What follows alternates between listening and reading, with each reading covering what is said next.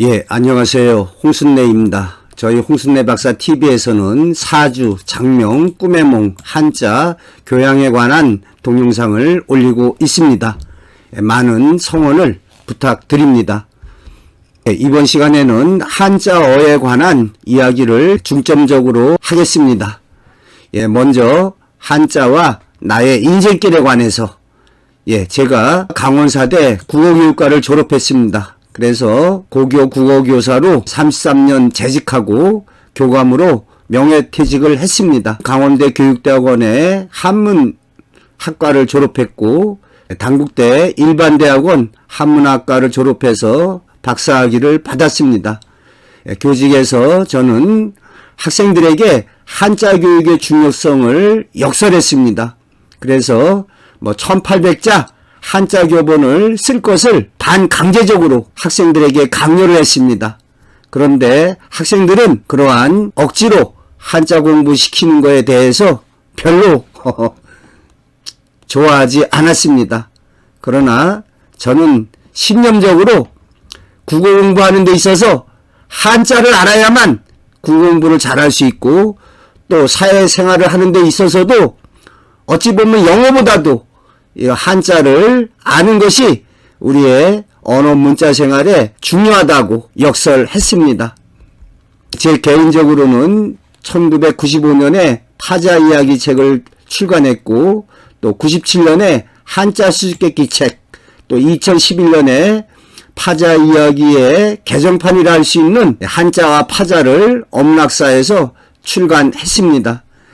기타 꿈에 관한 도서로 1810쪽에 이르는 홍순례 박사 꿈의 몽을 비롯해서 10여 권의 책을 출간했습니다. 제가 출간한 한자 관련 책의 표지들이 되겠습니다. 파자 이야기, 한자 수수께끼, 또 한자와 파자가 되겠습니다. 한자어란 무엇인가? 한자의 바탕을 둔 한자로 쓰여진 한자로 쓸 수 있는 말이 한자어라 하겠습니다. 나라는 우리말이고 국가는 한자어가 되겠습니다. 똥구멍은 우리말이고 학문은 한자어가 되겠습니다. 물은 우리말이고 수는 한자어가 되겠습니다. 불은 우리말, 화는 한자어. 국어사전에 실려있는 우리의 언어생활에서 쓰이는 말들을 크게 나누자면 우리말, 한자어, 외래어로 되어 있습니다. 이 중에서 순우리말은 한 5살 정도면은 다 배운다 하겠습니다.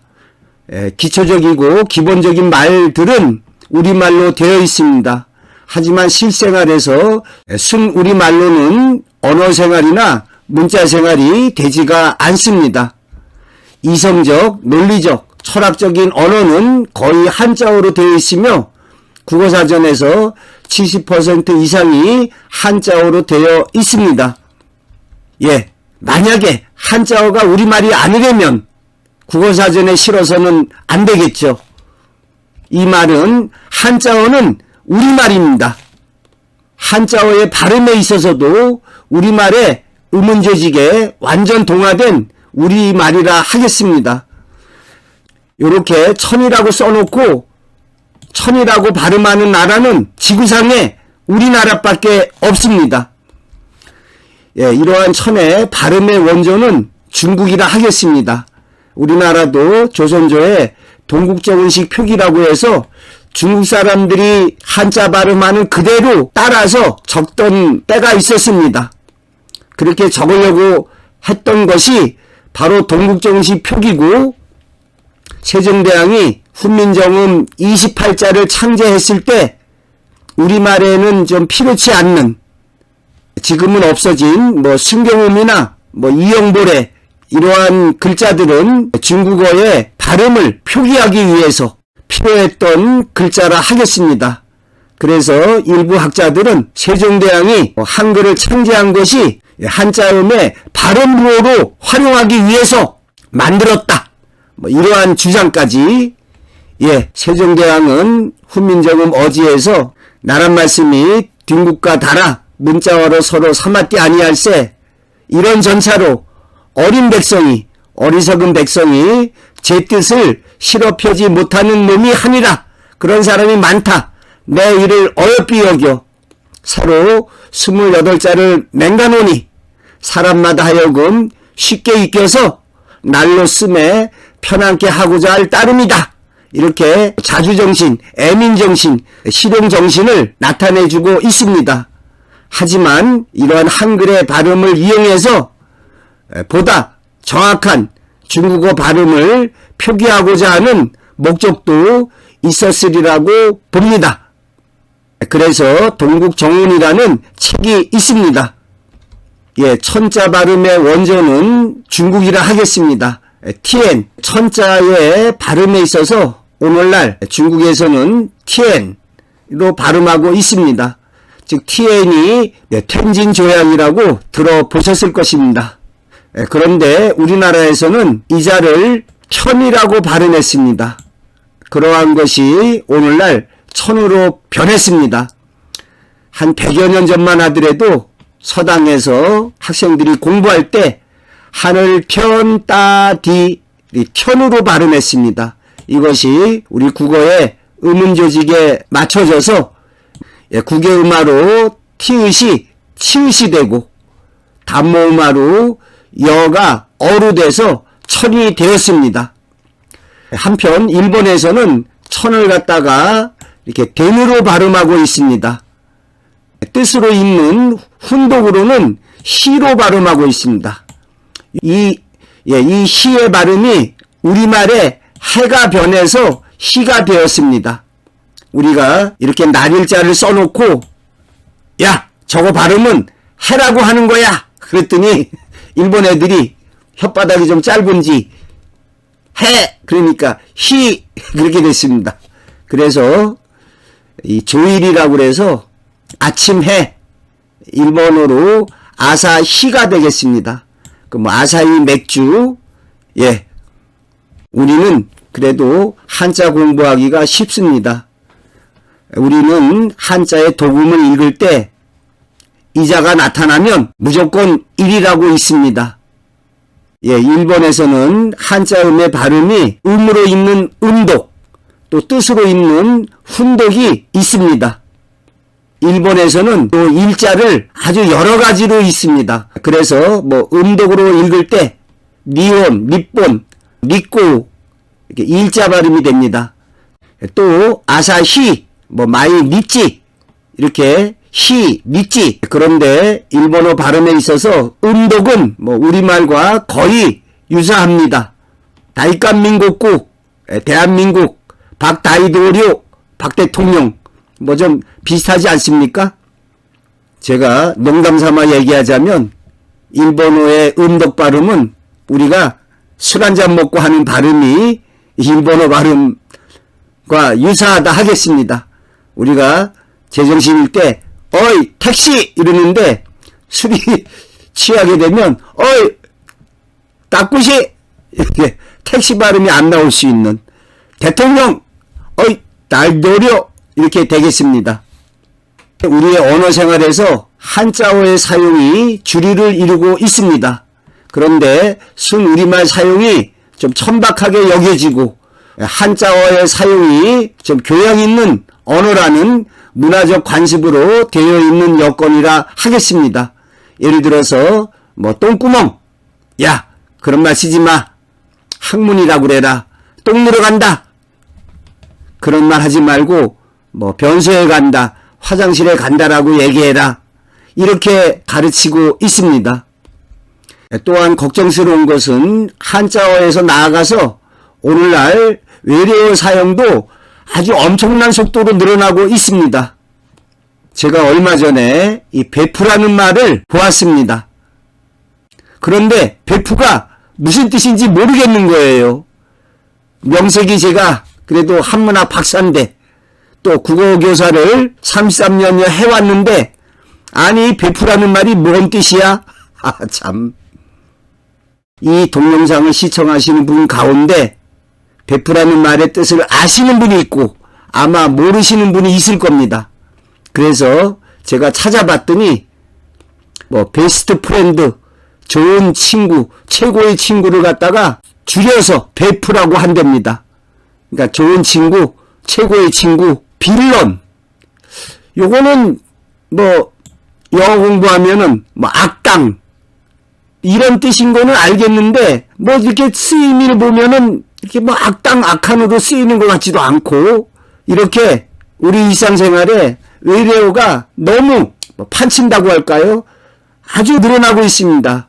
요즘에 젊은이들은 뭐 어떻게 쉽게 알아듣겠지만 이렇게 나이 한 뭐 60 넘어가고 70 넘어간 분들 아마 그 외래어의 의미를 모르는 경우가 많겠습니다. 그래서 빌런을 찾아보니까 특정한 취미나 사물 따위에 집착하여 독특한 행동을 하는 사람을 이르는 말이다. 이렇게 나와 있습니다. 그래서 빌런은 악당을 뜻하는 말인데 네티즌들이 무언가에 집착해서 괴짜 같은 행동을 하는 이들에게 이 말을 붙인다고 다음에 사전에서 찾아본 것입니다. 그래서 뭐 국밥 빌런이다. 이 사람은 아주 그냥 국밥에 아주 이렇게 집착하고 거기에 아주 그냥 열성적인 그 참 여기 또 예문에도 국밥 빌런 중 한 명인 뭐 누구는 뭐 홍길동은 슬라임 카페에 가서도 국밥을 찾았다. 국밥을 아주 좋아한다. 뭐 이런 건 알겠는데 카페는 제가 알겠습니다. 또 슬라임 카페 이 또 슬라임이 뭐야? 이렇게 우리 지금 언어 생활에 외래어가 너무 많이 남용되고 있습니다. 한문, 한자, 한자어, 우리말은 서로 다르다 하겠습니다.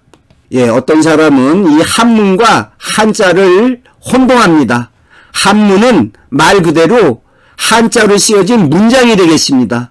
한자는 그 낱낱의 글자를 가리키고요. 한자어는 한자로 쓸 수 있는 말이 한자어가 되겠습니다. 그래서 사람들이 나는 한문은 잘 몰라. 한문 잘하는 사람이 누가 있습니까? 제가 한문학 박사지만 저도 옛날 책 놓고서 잘잘잘잘 해석을 잘 못합니다. 한문을 잘한다는 것은 뭐 문집 총관에 있는 그 한문을 그냥 우리말 있듯이 쫙 해석할 수 있는 그런 사람이 한문을 잘하는 거죠. 그러나 일반 사람들은 한문은 모른다 할지라도 한자는 알아야겠습니다. 왜냐? 이 한자를 알아야 한자가 각각 결합돼서 합쳐져서 만들어진 이 한자어를 쉽게 이해할 수가 있겠습니다. 우리의 언어 생활에서 우리말은 거의 대부분 압니다. 그런데 한자어에 있어서는 우리가 학습하지 않으면 그 의미를 제대로 모를 수가 있겠습니다. 어떤 사람은 일부의 우리말을 모른다고 비난하는 사람이 있습니다. 왜 모르겠습니까? 실생활에서 거의 쓰이지 않으니까 그 말의 뜻을 모르는 겁니다. 그래서 잘 쓰이지 않는 순우리말을 모른다고 해서 그게 무슨 큰 잘못한 것처럼 이야기해서는 안 됩니다. 일상생활에서 안 쓰이니까 잘 모르는 것이 아니겠습니까?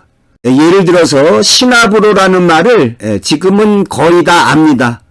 자신도 모르는 사이에 조금씩 시나브로 해가 뉘엿뉘엿 지고 있었다. 이런 예문이 되겠습니다. 그런데 제가 대학 다닐 때, 즉 1976년도 정도에 이 시나브로의 뜻을 아는 사람이 얼마 없었습니다. 우스갯소리로 저희 대학교 때 그 교수님이 당시 강원대학교 사범대학 국어교육과의 시험 문제로 시나브로를 이용해서 짧은 글짓기를 져라 이런 문제를 냈답니다. 그랬는데 대부분의 학생들이 시나브로 뜻을 몰라서 짧은 글짓기를 짓지 못한 거죠. 근데 채점하다 보니까 어떤 학생이 짧은 글짓기를 졌는데 참 뭐라고 졌는가 하면 내가 국어 공부를 여태껏 해왔지만 시나브로라는 말은 처음 들어봤다.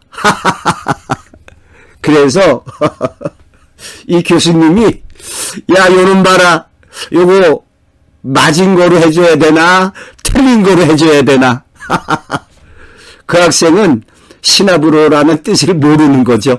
자신도 모르게 조금씩 이 슈룹이라는 말, 요거 아는 분들은 우리말에 대해서 잘 아시는 거고 모를 수가 있습니다. 우리말 고어로 우산이 되겠습니다. 비 오면 쓰는 우산. 예, 언젠가 방송 보니까 지나가는 사람들에게 우리말 이렇게 잘 쓰이지도 않는 거 몇 개 갖다 놓고 이 말의 뜻을 아십니까? 사람이 모르니까 이것도 모르냐? 부끄러워하실 필요가 없습니다.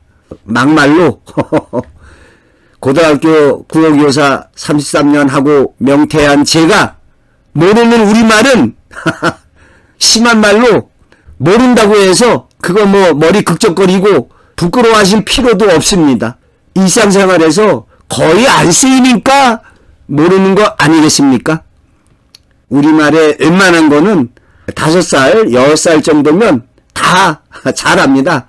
엄마 밥 먹었어? 나 이제 잘래. 이런 기초적이고 기본적인 말들은 우리말로 다 되어 있습니다. 다만 이성적이고 철학적이고 좀 사고를 요하는 이러한 말들은 한자어로 되어 있습니다. 예, 우리가 한자를 학습하는 주 목적이 한자어를 쉽게 이해해서 언어 및 문자 생활의 편의를 도모하기 위함이라고 볼 때 이러한 한자어의 짜임에 대한 올바른 이해는 중요하다 하겠습니다. 사람들은 이러한 한자어의 짜임, 구조, 얼개가 다 똑같은 것으로 생각합니다. 그러나 한자어는 우리말과 어순이 같은 것도 있지만 다른 것도 있기 때문에 한자어에 대해서 우리가 정확하게 아는 것이 필요하다 하겠습니다. 예, 우리가 왜 한자를 공부해야 하는가?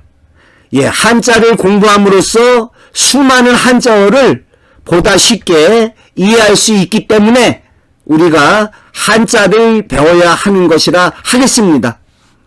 따라서 진정한 한글 전용은 한자를 알 때, 한자 한 1800자가 조합해서 20만, 200만의 어휘의 한자어를 알 때 우리가 일상생활에서 진정한 한글 전용이 가능하다 하겠습니다. 한자 학습을 무조건 배척할 것이 아니라 배워서 우리의 언어 생활에서 유용하게 활용을 해야 할 것입니다. 좋은 오토바이가 있고 좋은 자동차가 있는데 운전하는 것을 배우지 않겠다. 나는 어려워서 또는 겁나서 오토바이나 자동차를 운전하지 않을 거야. 이 얼마나 어리석은 사람이라 하겠습니까? 우리말에서 한자어는 우리의 언어 생활에 있어서 절대적으로 아주 필요한 배워야 될 것이라 하겠습니다. 한자는 우리의 언어 생활 및 전통 문화의 계승에 있어서 필요합니다. 나아가 중국어나 일본어 학습에 있어서도 절대적으로 한자가 필요하다 하겠습니다. 한글 전용을 주장하는 사람들이 자신은 그래도 배웠습니다.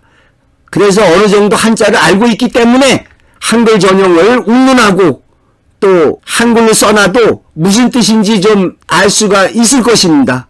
그런데 한자를 공부하지 않은 사람, 공부하지 않은 학생이 어떠한 그 한자어가 있을 때 그 한자어의 뜻을 제대로 이해할 수 없는 경우가 많습니다.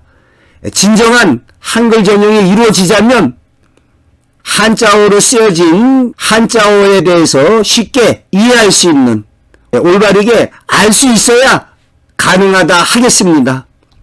예를 들어서 야뇨증이라는 한자어의 뜻을 알자면 밤야자, 오줌노자, 병증세 증자의 한자의 뜻을 알고 있는 사람만이 쉽게 그 뜻을 이해할 수가 있겠습니다. 이러한 밤야자, 오줌뇨자, 병세 증자를 모르는 초등학생이 야뇨증이라는 말을 쉽게 이해할 수가 없게 됩니다. 저는 일반인들이 한문을 배워야 한다는 말을 하고 싶지는 않습니다. 하지만 어느 정도의 한자는 배워야 하겠습니다. 왜 배워야 하느냐?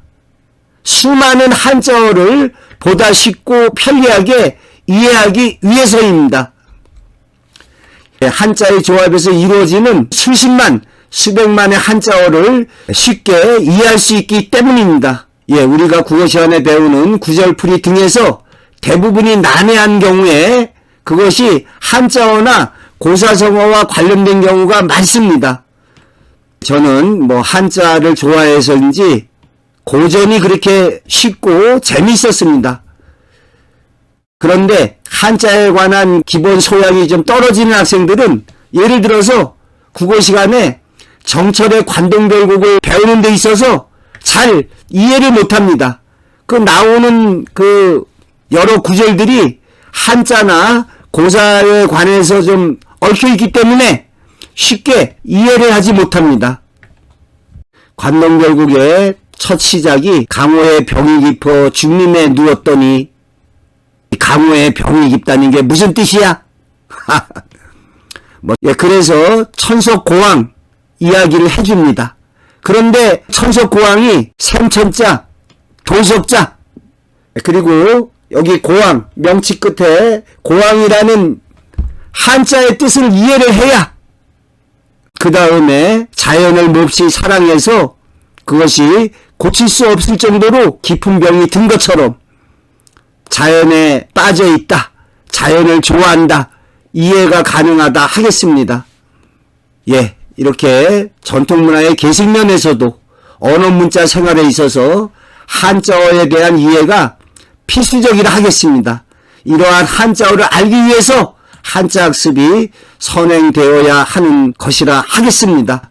다시 말씀드리지만 진정한 한글 전용은 한자를 알 때, 한자가 수십만 수백만으로 조합된 한자어를 알 때 가능하다 하겠습니다. 나아가 중국어나 일본어 공부에 있어서 한자 학습은 아주 필수적이라 하겠습니다. 제 인생길에 있어서 한 가지 좀 후회되는 것이 늘 있었습니다. 한 20여 년 전에 중국어를 배울 수 있는 기회가 있었는데 권설은 발음하다가 끝났습니다. 그래서 중국어를 좀 공부했어야 하는데 3월달부터 중국어 강좌 참여해서 중국어 공부를 하고 있습니다. 그런데 이 중국어에 있어서도 우리가 쓰고 있는 한자가 아니라 간체자라고 해서 한자의 획을 대폭 줄이거나 좀 다른 글자로 좀 바꿔놓은 이 간체자로 되어 있습니다. 그래서 어찌 보면 한자하고 다르지만 그래도 한자를 다 알고 있다면 비교적 쉽게 간체자를 이해할 수가 있습니다. 우리나라에서는 명사에만 한자를 사용하고 있습니다. 그런데 일본어의 경우에 대명사, 동사, 형용사까지 한자를 활용하고 있습니다. 즉 일본 애들은 우리보다 더 열심히 한자를 갖다가 공부하고 생활에 활용하고 있습니다. 그래서 일본에서 한 고등학교 정도만 나오면 그저 웬만한 한자는 다 읽고 뜻을 이해할 수가 있겠습니다. 한자 모르면 일본에서 책이나 신문 등을 또는 뉴스를 볼 수가 없습니다. 그런데 글자에 있어서 말하고 듣는 것도 중요하지만 보고 이해하는 것이 중요한 경우가 있습니다. 이러한 점에서 한자는 표의문자로 가독성이 아주 뛰어난 장점이 있습니다. 신문에 한글 전용이라고 그래서 한글만 써놓으면 볼 때 무슨 뜻인지 쉽게 알기가 어렵고 또한 내용도 쉽게 들어오지 않는 경우가 많습니다. 말씀드렸지만 오늘날 중국의 간체자도 우리가 보는 데는 아주 좀 불편합니다. 너무 심하게 획수를 줄여 놓았거나 좀 새로운 모양의 한자로 사용했습니다. 물론 하늘에서 떨어진 게 아니라 초소에서 쓰이는 자를 갖고 왔다든지 좀 상관성은 있습니다. 얼마 전에 여행을 갔는데 거기 관광지에 외국인들을 위해서 일본어나 한자로 적혀 있었습니다. 우리말로 화장실, 일본말로 대일에, 손 씻는 곳, 또 토일에 토일렛의 일본식 표기가 되겠습니다. 그런데 한자로 이렇게 간체자로 써 있는데 생간은 알겠는데 그 앞에 자가 모를 수가 있습니다. 아이 저게 무슨 자야? 알고 봤더니 위생간 변소를 위생간이라고 표기해 놓은 것이었습니다. 그 위생간도 그냥 우리나라에 쓰는 위생간이라고 썼으면 변소 화장실이라고 알아들었을 텐데 위자를 갖다가 그 간체자로 써놓다 보니까 아이고 그것도 모르면 쉽게 안 들어옵니다. 자, 예를 들어서 살펴보면 나는 학교에 간다. 우리가 한자를 쓰면은 요 부분만을 쓸 수가 있습니다. 근데 일본에서는 와다시와 가꾸운이 있고 나는 대명사도 한자로 썼고 학교를 갖다가 한자의 약자를 이용해서 이렇게 적었습니다. 또 간다. 우리는 동사 형용사에 그냥 우리말을 쓰는데 일본어에서는 이러한 용언에도 이렇게 한자를 갖다가 씁니다. 또한 우리는 띄어쓰기를 하는 데 비해서 일본어는 띄어쓰기를 안 하고 있습니다. 우리말도 이전에는 띄어쓰기를 하지 않았습니다. 제가 알기로 독립신문에서 처음으로 띄어쓰기를 실시했습니다.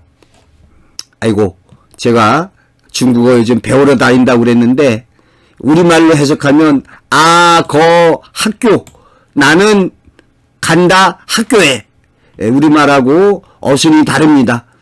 이 한문의 문장의 그 어순이 영어하고 똑같습니다. 그래서 중국 사람들이 이 영어를 쉽게 배우고 아주 잘할 수가 있습니다. 그런데도 중국에 가보니까 중국 사람들 가운데 영어 하는 사람이 얼마 없습니다. 조금 배운 사람들이나 영어를 좀 하는 어찌 보면은 그렇습니다. 우리나라가 국력이 강해진다면 우리가 영어를 배울 필요가 없습니다. 코쟁이들 보고 니네가 인마 우리 한국어 배워서 우리나라에 와서는 한국어로 얘기해. 영어는 미국 나라에서 하고 이렇게 좀 당당하게 좀 그런 부강한 국력이 강한 이런 나라가 됐으면 합니다. 저의 지나온 인생길에서 영어 공부에 들어간 시간이 너무나 아까울 정도입니다. 자, 중국어로 워치 시에샤오 정확치 않습니다. 예, 우리말과 한자어는 상보적 관계라 하겠습니다. 우리말과 한자어는 뗄래야 뗄 수 없는 상보적 관계를 맺고 있습니다. 마치 자동차의 양륜, 두 바퀴, 비행기의 양익, 두 날개처럼 한자를 학습하는 주 목적이 한자어를 쉽게 이해해서 언어 및 문자 생활에 편의를 도모하기 위함이라고 할 때 이러한 한자어의 짜임에 대한 올바른 이해는 아주 중요하다 하겠습니다. 한자어는 산이나 강처럼 낱낱이 한자도 있지만 대부분은 두자, 세자, 네자 등이 합쳐져서 이루어진 어절이라 하겠습니다.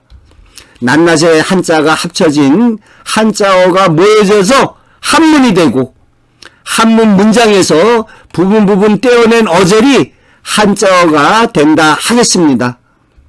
따라서 대부분의 한자어는 우리말 어순이 아닌 한문의 어순 구조를 갖추고 있음을 알아야 하겠습니다. 즉 한자어는 우리말 어순과 다르다는 것을 알아야 합니다. 물론 같은 경우도 있습니다. 시식하는 구조라든지 주어수로 구조라든지 대등병렬의 구조에는 우리말의 어순과 크게 다르지 않습니다. 한자어의 구조, 짜임은 다양하다 하겠습니다. 사람들은 막연하게 한자어는 다 같은 것으로 알고 있기가 쉽습니다. 하지만 한자어는 여러 가지 짜임으로 되어 있습니다. 한자어가 원래 한문에서 파생되어 나왔다고 생각하시면 되겠습니다. 중국어의 어순과 우리말의 어순이 다르듯이 한문은 우리와 어순이 다르다 하겠습니다. 우리말이 주어, 목적어, 서술어의 어순 구조라면 나는 밥을 먹는다. 중국어는 영어와 같이 주어, 서술어, 목적어의 어순 구조를 갖고 있습니다. 나는 먹는다 밥을. 한문에서 부분 떼어낸 어절이 바로 한자어라고 할 수가 있겠습니다. 따라서 한자어는 우리말의 어순과 다르게 여러 가지 짜임으로 쓰이고 있습니다.